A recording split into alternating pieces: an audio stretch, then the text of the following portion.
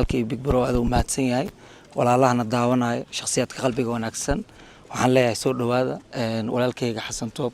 waxaan leeyahay magaalkaada waay ka soo qaadado Muqdisho joogo waxaan ku wada daawanahay ama dadkan meeshan ku taagan waa dad dhiig dhalashay dhaxalka la dhaxeeyo Soomaali ah oo aan ku walaalowni kalimatul ulya marka waxaan ku leeyahay walaalkayga gacmo furan qalbi furan welcome to open hearts idoo kala laabasho lahayd soo dhaw walaalkayga soo dhaweynta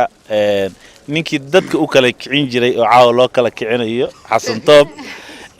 wax badan muxuu ahaa sheeg goobo dadka loogu kala kicinayo waa uu joogay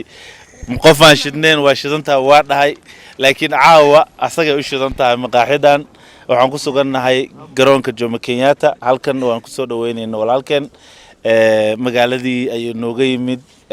biyihii badda noo wadaa waxyaabo badan waa noo wadaa hase ahaatee waxaan leenahay Xasan Toob ku soo dhaw magaalada Nairobi waa magaaladaadii ujeedada halkan dhamaanteen aan wada taaganahay dhaxanta u taaganaana waa inaan dhahno ku soo dhaw gacmo furan Xasan Toob soo dhaw hada habari yako people of Kenya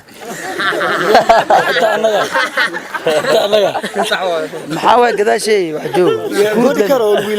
mali ilaalino 8 saacadood ah wadku soo xamar mali ugu ilaalineen laakiin Nairobi had wali ugu ilaalinaya way kala kicsan saaxiibada qaaliga ah sida gaarka ah Imaam Muusay ana wax kala kicin jiray ustaad Koronto wuxuu dhahaa waaye horta YouTube-ka ninkii kala kiciyay waaye ustaad Koronto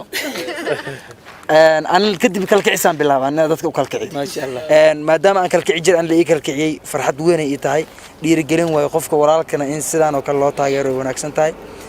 صاحب هذا خالي إلا جنة قرب كي مدق يبدح جوجا قبلها وشدن يولش وشدن ما شاء الله أنت قبل هذا البور كان وذنا القروح وبمشانه أما بكو قصة بنيروبي أما بكو قصة ما يوروب لما لو قصة جيرنا نيروبي أنا بكو قصة كعبسة الناس كديبو مركز صاحب بدي ودبها سايسو دوبسين